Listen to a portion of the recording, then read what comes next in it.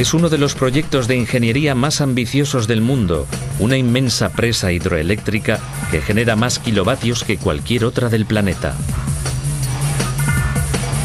Para construirla, hubo que bloquear el paso de un poderoso río sudamericano. Miles de hectáreas de valioso hábitat de animales salvajes y decenas de miles de viviendas desaparecerán en una gigantesca riada. 40.000 trabajadores deben batallar contra las fuerzas de la naturaleza, las elevadas temperaturas, la constante amenaza de inundaciones asesinas. Y detrás de todo, el potencial para la catástrofe. La construcción de la presa de Itaipú durará 7 difíciles años. Y esta ingente aventura en pos de la energía exigirá un devastador precio. Megaestructuras. La presa de Itaipú.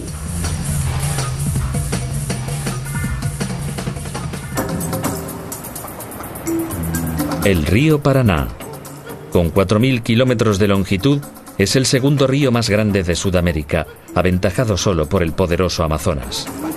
Durante parte de su recorrido, el Paraná marca la frontera entre Brasil y Paraguay. Aquí, la trayectoria del río queda obstaculizada por una estructura construida por el hombre, la presa de Itaipú. Es la presa hidroeléctrica con más potencia del mundo. Produce 90.000 gigavatios cada año, suficiente para proveer de electricidad a la capital de Gran Bretaña, Londres, durante más de 3 años. Con una longitud de 7 kilómetros, es 2,5 veces más larga que el puente Golden Gate americano. Y su altura es equivalente a la de un edificio de 65 plantas. Retiene una masa de agua casi 400 veces mayor que toda el área del Central Park de Nueva York. Agua que cae en picado desde la presa como una gigantesca catarata artificial para producir electricidad. Haría falta un ejército de 40.000 trabajadores y 20.000 millones de dólares para construir esta colosal estructura, casi 50 veces el coste de la presa Hoover. El italiano Piero Sembelli fue uno de los ingenieros principales de la presa. Posiblemente no fuimos conscientes de lo difícil que iba a resultar el proyecto. Está en uno de los rincones más remotos del mundo. Pero, ¿por qué se construiría aquí una de las presas más ambiciosas y magníficas del mundo?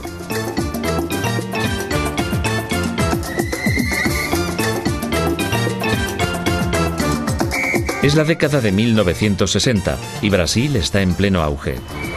Su economía está creciendo un 10% al año, pero su población también aumenta rápidamente. Aunque cuenta ya con más de 70 millones de habitantes, en 3 décadas la población de Brasil alcanza los 170 millones y pasa a ser uno de los 10 países más populosos del mundo. El crecimiento de Brasil creará una espiral de demanda de energía. El gobierno debe encontrar un modo de satisfacer a las masas hambrientas de electricidad del futuro o enfrentarse a la crisis económica. Pero, ¿cómo? El país no tiene suficiente petróleo y gas para hacer frente a una crisis energética y no puede permitirse gastar mucho dinero en importaciones de carburante. Hasta que alguien tiene una idea luminosa. ¿Por qué no usar un aditivo natural que es gratis y que Brasil posee en abundancia? El agua. Una asombrosa cifra, más del 10% de toda el agua dulce del mundo se encuentra en Brasil. Sus 40.000 kilómetros de ríos podrían dar la vuelta al globo. Si el inmenso potencial de agua pudiera canalizarse gracias a la tecnología hidroeléctrica, podrían satisfacerse las demandas de energía sin costosas importaciones de carburante. Brasil piensa a lo grande. El gobierno quiere una gigantesca presa que abastezca un inmenso sector de las necesidades de energía de la nación. Hallar el emplazamiento perfecto para esa gran presa no será fácil. El río debe tener un volumen de agua lo bastante grande como para producir la energía necesaria, debe fluir por estrechas orillas y su roca subyacente debe ser lo bastante fuerte como para soportar el tremendo peso de las paredes de la presa. Este es el lugar obvio. El río Iguazú alimenta una de las mayores cataratas de Brasil, pero posee solo una 1/8 parte del agua necesaria para la colosal presa. Uno a uno los ingenieros inspeccionan 50 lugares más. Ninguno logra aprobar. Pero finalmente se encuentra el sitio perfecto. El río Paraná es el séptimo más caudaloso del mundo. Por él discurre 4 veces más agua que por el río Colorado, en los Estados Unidos. En un punto llamado Itaipú, fluye a través de una profunda garganta subacuática. Las inspecciones geológicas muestran que el lecho de roca puede soportar enormes pesos. Los ingenieros lo consideran perfecto. Pero hay un enorme obstáculo.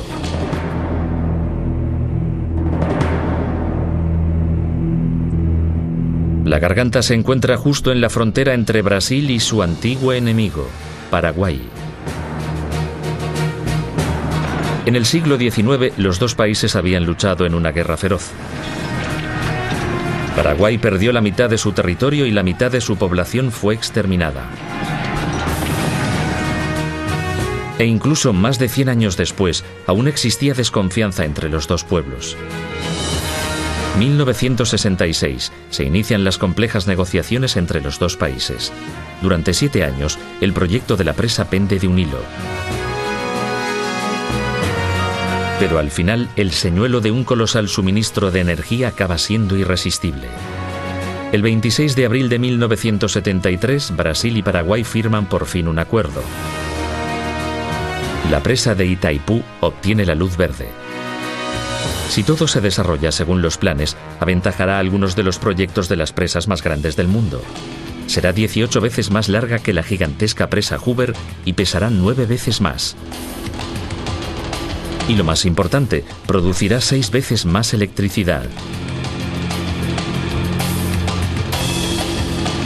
Pero la más poderosa presa hidroeléctrica del mundo exigirá sacrificios.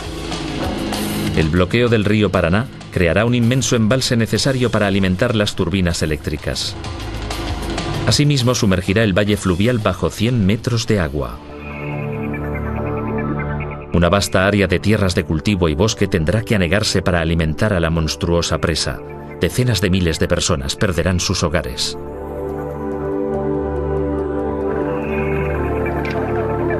Y los hábitats de miles de especies animales desaparecerán para siempre cuando el proyecto alcance el punto sin retorno.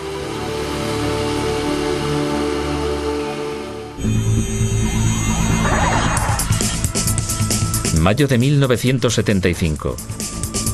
Los antiguos enemigos, Brasil y Paraguay, han firmado un histórico pacto. Y se inician las obras de construcción de la presa hidroeléctrica más grande del mundo. Esta canalizará la fuerza del poderoso río Paraná. ¿El objetivo? Una bonanza energética para ambos países. Los fondos para el presupuesto de 20.000 millones de dólares son aportados por el gobierno de Brasil y por inversores extranjeros. Los ingenieros han encontrado un emplazamiento en el río que es perfecto para la presa. Pero para construirla, primero deben desviar el Paraná del curso que ha seguido durante miles de años y retrasarlo. En la roca de la ribera del río hay que excavar un inmenso canal de desviación. Su misión, desviar temporalmente el río del lugar de construcción de la presa. Con una longitud de 2 kilómetros y una profundidad de 80 metros será el canal de desviación más grande jamás construido. Pero si no logra desviar correctamente el río, el proyecto entero se verá condenado. Piero Sembinelli es el ingeniero a cargo de la construcción del canal. Fue una ingente batalla la que libramos. El desvío del Paraná fue el más difícil que se había intentado jamás.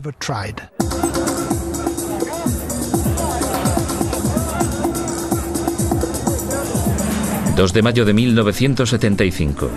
Se inicia la construcción de la presa de Itaipú.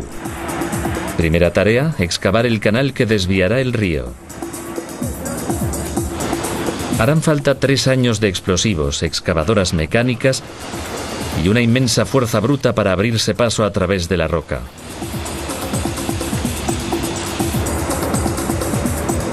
La excavación arroja una creciente pila de roca de desecho conocida como cascajo. Con el paso de los meses, la tierra y piedras de desecho alcanzarán el tamaño del famoso monte del pan de azúcar en Río. De momento se dejan a la orilla del río, pero a la larga llevárselas de allí costará la apabullante cifra de 20 millones de dólares, dinero que el ajustado presupuesto no puede permitirse. Entretanto, otros calculan el coste medioambiental de una presa tan grande. Una vez construida, la presa de Itaipú convertirá el valle del río Paraná en un gigantesco embalse. Un área 2 veces más grande que Chicago quedará inundada de agua hasta una profundidad de 100 metros.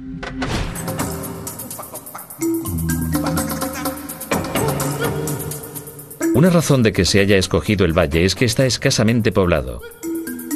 Sin embargo, hay 600 kilómetros cuadrados de terreno agrícola y miles de pequeñas granjas en el lado brasileño. Y en la orilla paraguaya, 470 kilómetros cuadrados de selva tropical, hábitat de miles de especies de fauna salvaje. La sed de energía tiene un precio. Cuando se inicia la excavación se recluta a asesores medioambientales. Su tarea, evaluar qué animales y plantas pueden salvarse de la próxima inundación. Es el primer proyecto de una presa que traza un importante plan de rescate. Pero a estas alturas solo hay 17 personas implicadas, sobre todo voluntarios. El brasileño Fernão Carbonar fue miembro del equipo. Eran los comienzos del movimiento medioambiental en todo el mundo, pero las normativas no eran tan estrictas ni los requisitos legales tan severos como lo son hoy. Es una carrera contrarreloj. Si el plan de rescate no se finaliza antes de que el valle quede anegado, miles de animales perecerán y todas las especies en peligro de extinción que habían aquí podrían correr riesgo. Y el trabajo requiere mucho tiempo. El estudio consistía básicamente en caminar por los bosques, avistar a los animales, buscar las huellas de sus pisadas.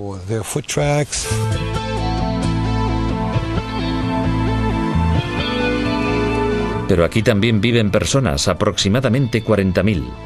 Aldeas enteras y pequeñas granjas, algunas de ellas el hogar de las familias durante generaciones, se perderán para siempre bajo el agua de la riada.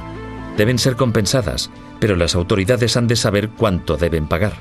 Es una de las tasaciones de propiedades más importantes que se haya realizado en el mundo y se tarda 4 años en completarla. Primero se fotografía todo el área desde el aire para evaluar casas y tierras de cultivo.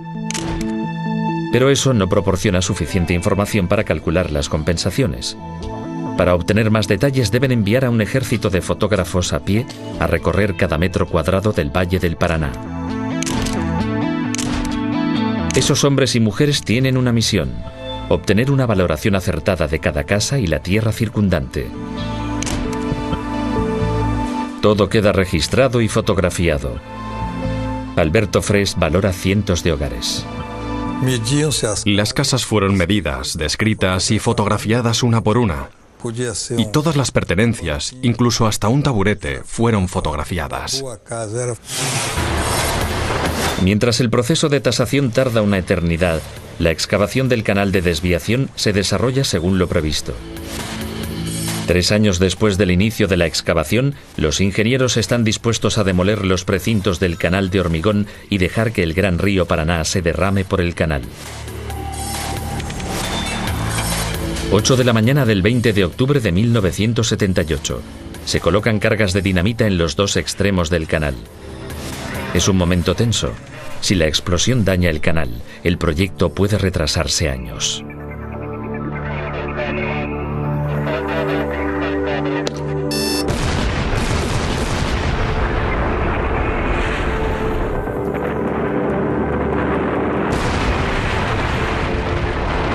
Fue un momento fantástico, un momento increíble. La explosión fue como unos fuegos artificiales.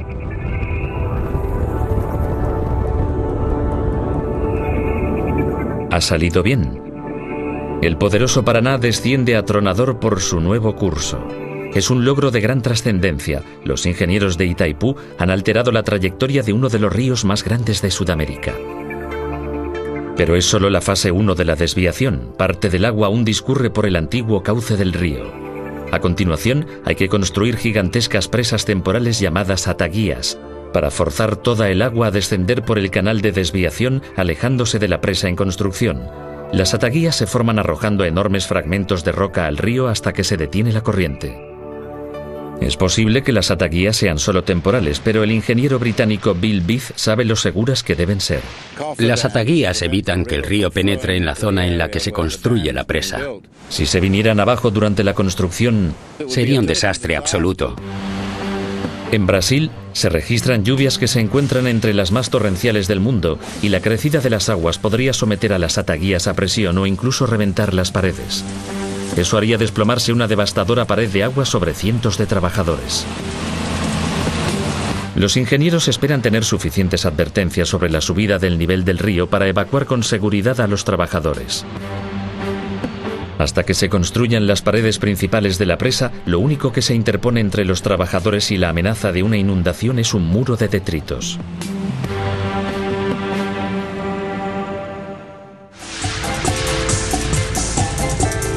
Con el río Paraná totalmente desviado, puede iniciarse ya la mayor tarea de todas, la construcción de las inmensas paredes de la presa de Itaipú. Y si se trata de satisfacer una parte de las crecientes necesidades energéticas de Brasil, la presa debe estar a la altura de su cartel de planta hidroeléctrica más poderosa del mundo. Pero existe un problema. Una presa hidroeléctrica funciona dejando caer agua sobre turbinas que la hacen girar a gran velocidad para crear electricidad. Cuanto más alta sea la presa, mayor será la caída y se producirá más energía. Los ingenieros de Itaipú saben que el agua de la presa debe caer desde una altura de 100 metros para producir las excepcionales cantidades de energía prometidas. Pero el fondo del río está a solo 50 metros de profundidad. ¿La solución? Construir una serie de presas secundarias. Estas elevarán la principal presa central de hormigón y le proporcionarán la altura necesaria para cumplir con su misión. Eso significa desplazar la estructura de la presa a través del valle a lo largo de 7 kilómetros. Otoño de 1975. Se inician las obras de las presas secundarias. Dado que se trata de estructuras más sencillas que la principal presa central, pueden hacerse de roca y tierra. Y es entonces cuando los ingenieros dan con una ingeniosa solución. La tarea de llevarse la roca sobrante de la excavación del canal de desviación iba a costar $20 millones. ¿Por qué no descomponerla y usarla en las presas secundarias? Corrado Piacentin es uno de los ingenieros que construyeron esas inmensas estructuras. Esta es la presa con relleno de rocas. Estos grandes bloques de piedra basáltica salieron directamente del canal de desviación, por lo tanto fue una buena solución. Reciclar la roca elimina el coste de llevársela y aporta material de construcción gratuito al ventajoso negocio. Entre tanto, se finaliza la tasación de las casas, granjas y tierras del valle fluvial que anegará la presa. Las autoridades brasileñas y paraguayas saben que antes de poder sumergir la zona deben comprar 8.500 casas y haciendas. ¿El coste? $500 millones en dinero actual. Eso además de los $20.000 millones que va a costar la construcción de la presa. Las ofertas de indemnizaciones se presentan de inmediato, la mayoría se aceptan, pero hay un puñado de gente que plantea desafíos legales.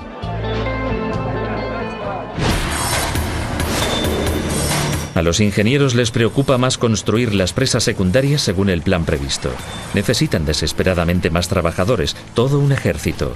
Pero el Valle del Paraná está escasamente poblado y es remoto. Su única población, Foz do Iguazú, es un pequeño asentamiento fronterizo. La ciudad grande más próxima, Sao Paulo, está a 1.000 kilómetros de distancia. Los directores del proyecto deben orquestar una migración masiva de trabajadores a la zona. Meten en autobuses a decenas de miles de trabajadores de todo Brasil. Hay que construir todo lo que una gran población necesita, desde escuelas hasta hospitales, pasando por iglesias y guarderías. Se crean colonias de viviendas solo para los obreros de la presa. Se establecen gigantescas líneas de producción de alimentos para dar de comer a un número cada vez mayor de trabajadores. El pueblo de Foz do Iguazú está creciendo a un ritmo increíble. Hablamos en realidad de trasladar a unos 30.000 trabajadores a un pueblo insignificante. Lo que antes era un pequeño y atrasado lugar se convierte prácticamente de la noche a la mañana en una ciudad de la fiebre del oro. Carlos Augusto es el jefe de comunicación para la presa y lleva más de 15 años viviendo aquí. Antes de la construcción de Itaipú, la ciudad de Foz do Iguazú era muy pequeña. Aquí había unos 30.000 habitantes. Cuando comenzó la construcción, la población se triplicó.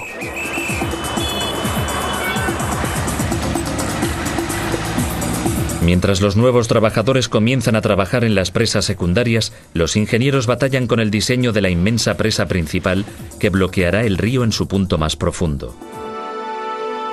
Todas las presas tienen que ser capaces de una cosa: deben resistir la enorme presión del agua que hay en el embalse que tienen detrás.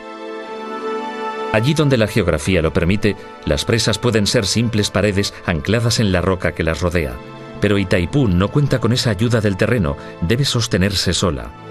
Por lo tanto, Itaipú debe seguir un diseño que se base solo en su propio peso. Los ingenieros lo llaman la presa de gravedad.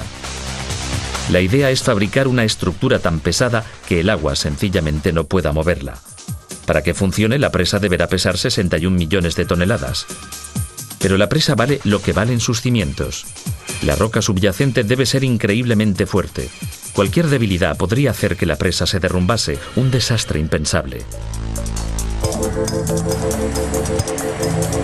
Los ingenieros han realizado un estudio detallado. Los resultados son buenos. Los cimientos de la presa gozan de buena salud. Y los ingenieros tienen en la manga un truco para ahorrar dinero. Una presa hecha con hormigón macizo pesaría más de lo necesario y añadiría enormes gastos innecesarios. Planean construir las principales paredes de la presa huecas. Siempre que pese lo suficiente resistirá la presión del agua. Eso no significa que tenga que ser absolutamente maciza, puede ser hueca y resistir la presión del agua. Construir la presa hueca significa que su base se puede hacer aún más amplia con la misma cantidad de hormigón. Y la pendiente de las paredes será más suave, empujando la presión del agua hacia la base, donde la presa es más resistente. También significa que el equipo generador de electricidad puede alojarse en el interior de la misma presa. Una solución inteligente.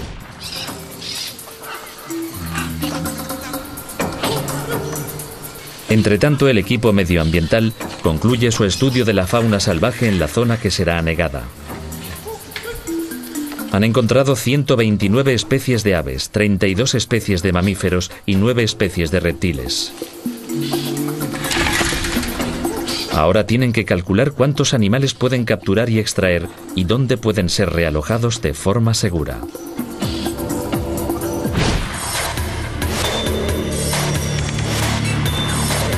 Junio de 1979.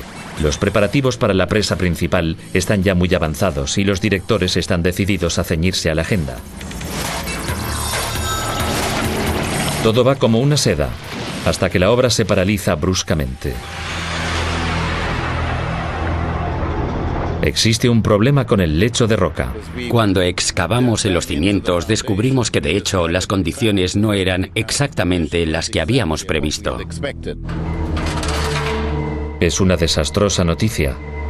El estudio había dado el visto bueno a la roca subyacente y ahora los ingenieros se tropiezan con una capa débil de roca agrietada, como un diente podrido, 20 metros más abajo. Los ingenieros temen que no soporte el peso de la presa. Si continúan construyendo, la presa se desmoronará. Se excavan túneles a través de la roca para que los ingenieros puedan investigar la capa sospechosa. Solo una minuciosa inspección subterránea revelará la magnitud del problema. Rezan para que sea solo un foco de piedra mala. El ingeniero Corrado Piacentín explora los secretos del lecho de roca. Esta es la piedra buena y esta es la piedra que se desmenuza. Como pueden ver, es muy blanda y no es buena para los cimientos. La roca frágil se extiende de parte a parte de los cimientos proyectados.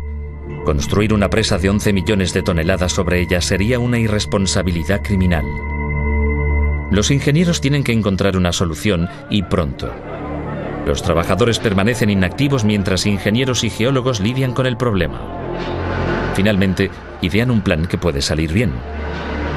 No pueden construir sobre la capa de roca débil, pero ¿pueden sustituirla? Como dentistas poseídos, los ingenieros extraen la roca deteriorada y aplican un gigantesco empaste con hormigón extra fuerte. Han logrado su objetivo, pero el trabajo adicional llevará meses y añadirá $20 millones al presupuesto. El arreglo de la roca descompuesta podía haber puesto en peligro todo el plan de construcción de la presa. Y el implacable calor del sol brasileño está a punto de proporcionar a los ingenieros otro quebradero de cabeza.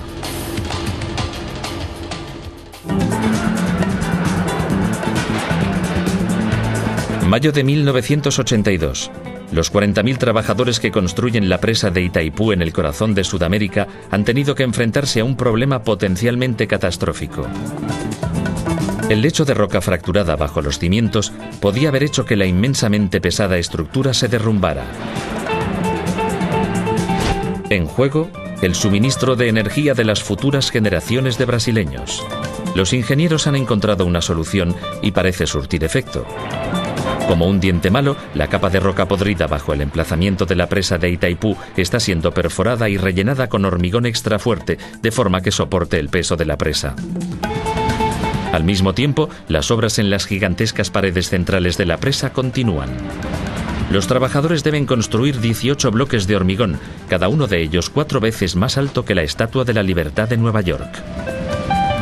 El vertido de cada bloque se efectuará por separado. Se erigen enormes estructuras de acero para recibir el hormigón y retenerlo hasta que haya fraguado.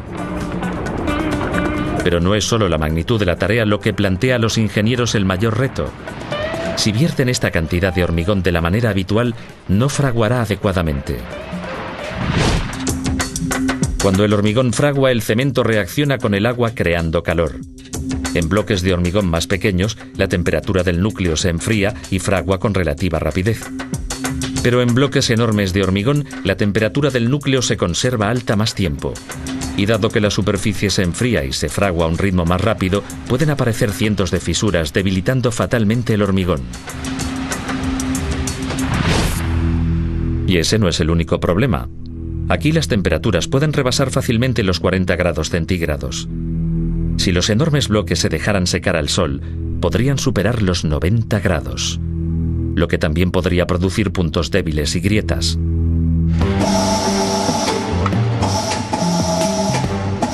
Los ingenieros realizan una prueba tras otra con el fraguado del hormigón y cómo reacciona este ante una presión extrema. Hasta el buen hormigón tiene un punto de ruptura. El hormigón secado por el sol será mucho más débil. Hay que hallar una solución.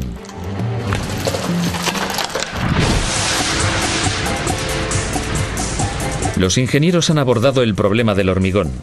Su respuesta: refrigeración a gran escala. 2 enormes plantas refrigeradoras enfriarán cada gramo de hormigón.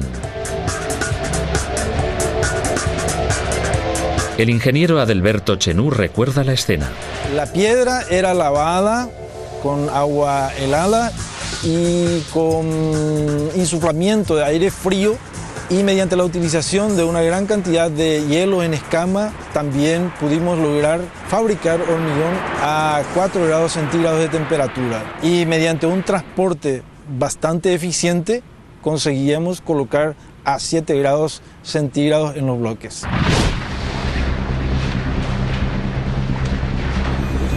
La escala del trabajo de refrigeración es ingente.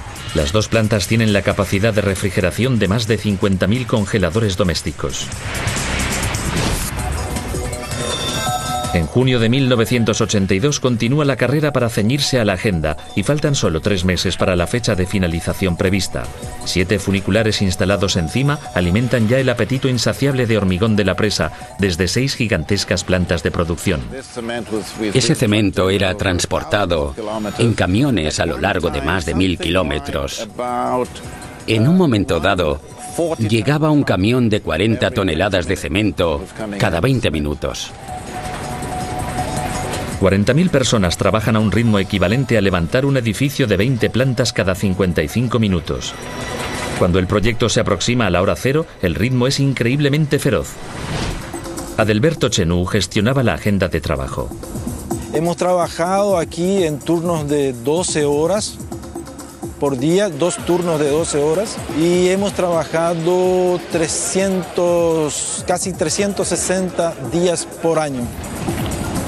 El trabajo se prolonga las 24 horas. En plena noche, hombres y máquinas se desplazan por la gigantesca obra en construcción en un ballet perfectamente sincronizado.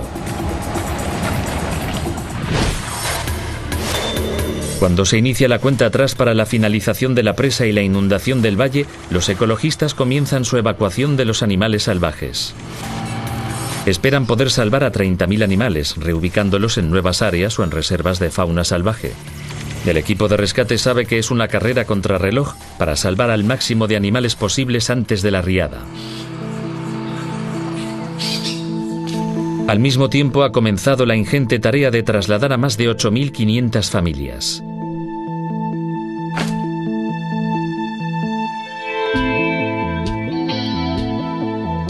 Las indemnizaciones se han saldado tras largas negociaciones y demandas judiciales.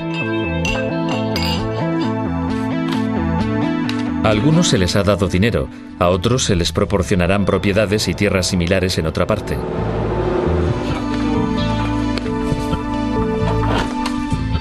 Algunas de esas familias han vivido y cultivado las tierras del Valle del Paraná durante generaciones.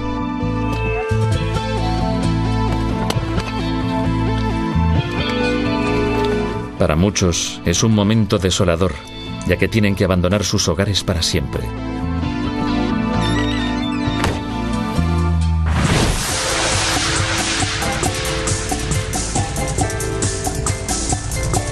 El cordón de presas de 7 kilómetros por fin está terminado. Itaipú ocupa su lugar como una de las estructuras de pantanos más largas e impresionantes del mundo. Pero el siguiente paso es absolutamente crítico. Los ingenieros ahora cerrarán el canal que desvía el río Paraná.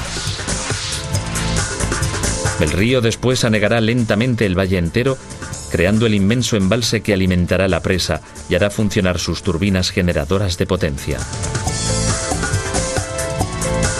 Una vez llena, la presión del agua de la presa de Itaipú será como la de 4.000 excavadoras ejerciendo una presión constante contra las paredes de la presa. Los ingenieros han realizado cálculos muy detallados y tienen la confianza de que las gigantescas paredes sean lo bastante resistentes como para retener el agua. Pero el momento de llenar cualquier embalse siempre es crítico.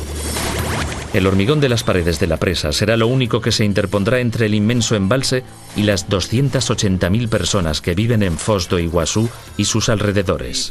El fallo de cualquier presa importante siempre es un grave desastre, porque la cantidad de agua que se libera puede crear una ola que se precipita río abajo y que provoca tremendos daños.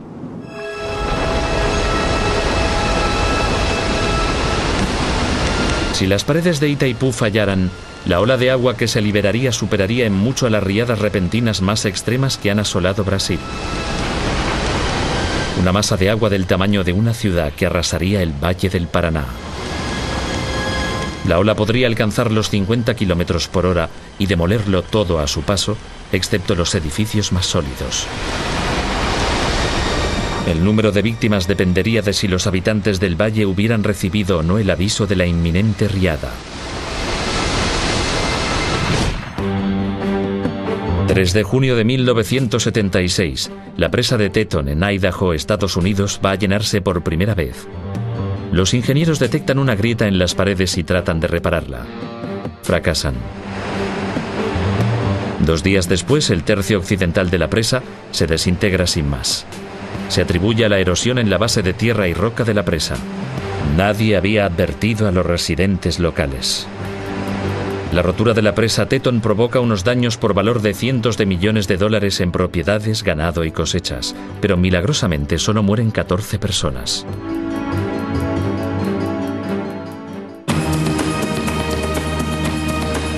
Octubre de 1982. 7 años desde el inicio de la construcción. Es el gran día. Las gigantescas compuertas del canal de desviación están cerradas. El río Paraná discurre una vez más por su cauce original. Se derrama sobre las ataguías. Se precipita en el embalse. Pase lo que pase, ya no hay manera de detener el agua. A medida que va subiendo el agua, la presión sobre las colosales paredes de hormigón va aumentando. El embalse tardará 14 días en llenarse, hasta llenar su profundidad definitiva de 100 metros. Se ha evacuado a todo el mundo del área de inundación, pero algunos se quedan para ver cómo sus hogares desaparecen bajo la crecida de las aguas.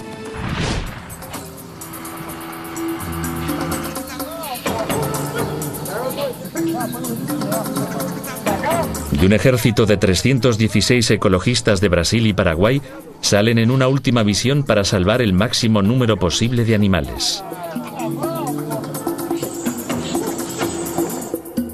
Cuando los niveles del agua van subiendo lentamente, se van formando pequeñas islas de tierra alta que en escasas horas desaparecerán para siempre bajo la superficie.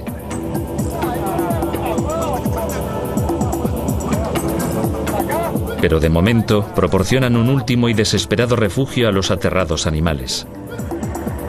Como no es de la era moderna, en minúsculas arcas, Fernão Carbonar y su equipo de rescate intentan salvar todos los animales que pueden antes de que sea demasiado tarde. Usamos varias redes. Usamos ganchos para las serpientes y algunos los cogimos por el rabo. Pronto a los animales solo les quedan las copas de los árboles para aferrarse por encima de las aguas que no paran de subir, y también hay peligros para el equipo de rescate. El agua estaba alta, así que se pueden imaginar yendo en el bote y subiendo la copa de un árbol. En realidad no sabías con qué podías encontrarte entre las hojas. A veces mirabas hacia la derecha y a unos 20 o 30 centímetros tenías una serpiente de cascabel o algún otro tipo de animal venenoso. Pero aparte de algún que otro rasguño y mordedura, los rescatadores lograron evitar lesiones graves. Durante días el rescate prosigue, mientras las aguas de la riada continúan subiendo. A las 2 semanas, una vasta franja del Valle del Paraná se ha perdido para siempre. El embalse de Itaipú se extiende ya a todo lo que abarca la vista. Las gigantescas paredes de la presa contienen el agua, pero ahora los ingenieros deben evitar que siga subiendo. Si el agua rebasa la parte superior de la presa, las paredes se podrían debilitar e incluso empezar a agrietarse con catastróficas consecuencias potenciales. Los ingenieros tienen un as en la manga. Una vía crucial de escape llamada aliviadero ha sido construida en el extremo del pantano. Es como una versión gigante de una bañera que rebosa. Cuando el agua sube demasiado, se va sin causar una inundación. La gran diferencia es que este desbordamiento supone 64 millones de litros de agua por segundo. Si estuviera mal diseñado, la fuerza del agua podría dañarlo retrasando años el proyecto.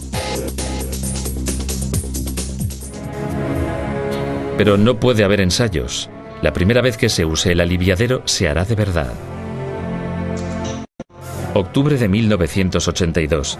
Emocionados espectadores y medios de comunicación mundiales se congregan para presenciar el gran acontecimiento. Los ingenieros se disponen a levantar las compuertas y abrir por primera vez el aliviadero.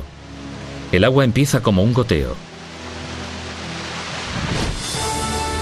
Pronto se convierte en un tumultuoso torrente. Funciona. El aliviadero resiste la tensión. Está controlando una cascada de agua 22 veces mayor que las cataratas del Niágara. Brasil es ya la sede de la catarata artificial más grande del planeta. El ingeniero Adalberto Chenú es testigo del momento. Fue un espectáculo realmente inolvidable y eso quedó impresionado en la retina de mis ojos de por vida. Los ingenieros sienten alivio y regocijo, por ahora, pero sus inquietudes con respecto al aliviadero aún no han terminado. El aliviadero soporta bien el volumen de agua, pero saben que toda esa agua retumbando en su extremo puede afectar a la presa.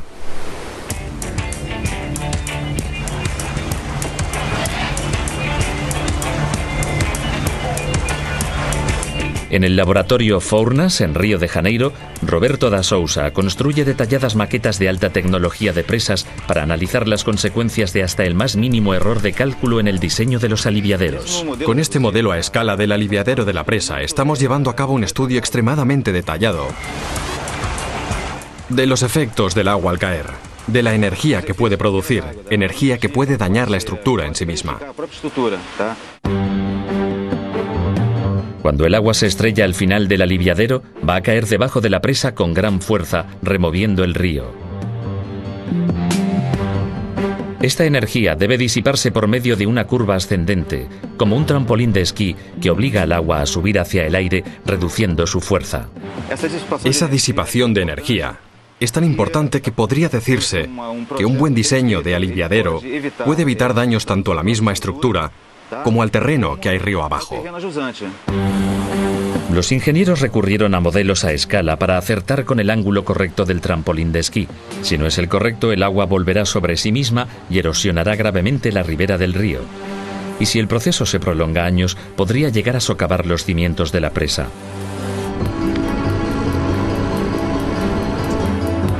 Los ingenieros de Itaipú han calculado que habrá cierta erosión, pero no la suficiente como para causar graves daños.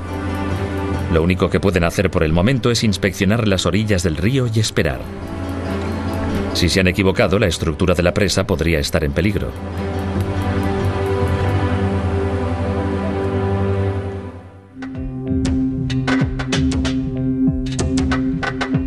El inmenso embalse que alimenta la presa de Itaipú se ha llenado, inundando miles de kilómetros cuadrados de terrenos agrícolas y selva tropical.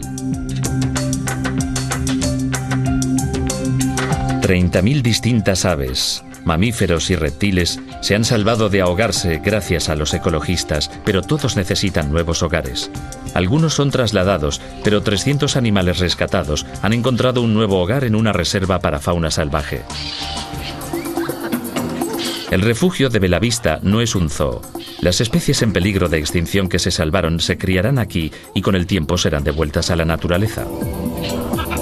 Belavista es también uno de los primeros centros destinados a educar a los lugareños con respecto a la fauna salvaje que vive a su alrededor. Se han perdido 700 kilómetros cuadrados de selva en la inundación del valle. Pero se están plantando millones de árboles nuevos en las orillas del embalse. Un programa de conservación como el creado en Itaipú parece básico bajo el punto de vista moderno, pero en los años 80 representó una iniciativa pionera para minimizar el daño causado por los pantanos a gran escala. En el transcurso de los 9 años siguientes se desarrolla la última y frenética etapa de Itaipú. Una vez terminadas las paredes de la presa, se inician las obras de la planta hidroeléctrica. Se levantan 18 tubos, cada uno de ellos tan alto como un edificio de 30 plantas, para canalizar el agua hasta las turbinas. Las turbinas pesan cada una 800 toneladas, como 2 jumbos juntos. Son tan enormes que hay que construir vehículos especiales para transportarlas. En el corazón de cada turbina hay un rotor. Estos harán girar imanes dentro de una bobina de cobre para producir electricidad. Aunque los rotores miden más de 16 metros de diámetro, deben instalarse con precisión en un margen inferior a 1/10 de milímetro. Y eso no es todo. El grueso de la electricidad de la presa de Itaipú está destinado a las enormes ciudades de Sao Paulo y Río de Janeiro, que están a más de 1000 kilómetros de distancia. Se erige una gigantesca red de torres que se extienden por toda el área rural brasileña. Las líneas eléctricas que parten del pantano son lo bastante largas como para dar la vuelta al globo 1,5 veces. Cuando se aproxima el momento en el que la presa va a producir energía, los ingenieros inspeccionan nerviosamente las orillas del río en busca de signos de deterioro causados por la precipitación del agua al bajar por el aliviadero. Este es el tipo de erosión que pueden provocar grandes volúmenes de agua al desplazarse a gran velocidad. ¿Qué gravedad tiene la erosión causada por el aliviadero? No tiene buen aspecto. Los ingenieros llevan a cabo mediciones precisas. Realizan más cálculos. ¿La erosión se está acercando cada vez más a los cimientos de la presa? Para gran alivio suyo, los ingenieros descubren que sus predicciones iniciales eran correctas. La erosión no está empeorando. Esto demuestra lo importante que es que los cálculos del diseño del aliviadero sean correctos. Los cimientos de la presa están a salvo.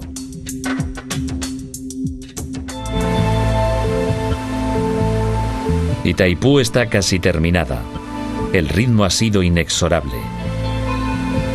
Pero el mayor proyecto de ingeniería que Sudamérica ha visto jamás se ha cobrado un alto precio en vidas humanas.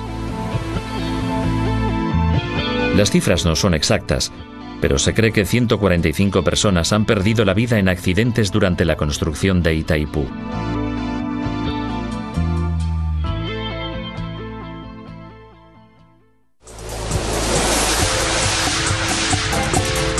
Mayo de 1984.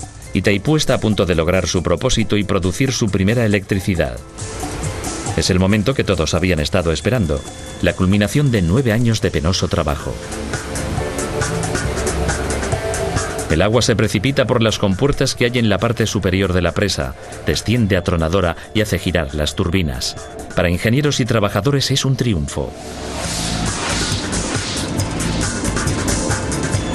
Una a una, cada vez más turbinas van cobrando vida, y en abril de 1991, Itaipú pasa a ser la planta hidroeléctrica más poderosa del planeta, con una producción de electricidad capaz de iluminar 120 millones de bombillas. Itaipú satisface las necesidades energéticas de 24 millones de brasileños en Río de Janeiro y Sao Paulo. La electricidad fluye sin una pega durante 10 años. Hasta el 21 de enero de 2002, a la 1:30 de la tarde. Sin previo aviso, 13 de las 18 turbinas gigantes de Itaipú de repente se paran. La producción de electricidad se interrumpe. Los ingenieros de Itaipú están desconcertados. ¿Qué ha salido mal? Los semáforos dejan de funcionar, causando retenciones de 50 kilómetros. Los sistemas del metro se bloquean. La gente se queda atrapada en los ascensores. Oficinas, hogares, fábricas se sumen en la oscuridad. ¿Qué está causando este fallo eléctrico de catastróficas proporciones? José Ricardo da Silveira estaba a cargo de la producción de electricidad. Todos los generadores y todos los sistemas de transmisión de Brasil de repente se pararon. En aquel momento no sabíamos qué estaba ocurriendo exactamente. Tras frenéticas investigaciones, los electricistas finalmente localizan el problema. Una línea eléctrica se ha colapsado. El sistema de transmisión no puede asimilar el nivel de energía que Itaipú está generando, lo que ha disparado el interruptor que desconecta el sistema generador de la poderosa presa. Se realiza una investigación. El resultado: se invierten 12.000 millones de dólares en la mejora del sistema de transmisión para evitar futuros apagones. En solo una tarde, las ciudades de Brasil han visto lo mucho que dependen de la electricidad de Itaipú.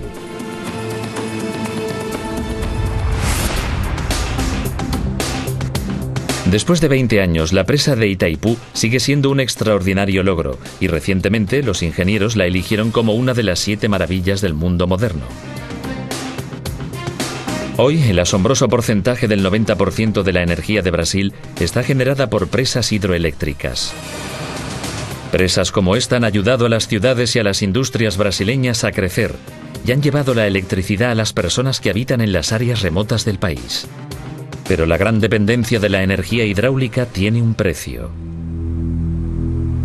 En los últimos años, los niveles más bajos de precipitación han reducido la producción de energía de las presas, provocando cortes de electricidad y racionamientos de energía. Y en el mundo entero, existe una creciente concienciación de los estragos medioambientales que las presas hidroeléctricas pueden causar. En Itaipú, las copas de los árboles muertos son el poderoso recordatorio de un valle que ha desaparecido para siempre y del enorme precio que los brasileños han pagado por su demanda de energía.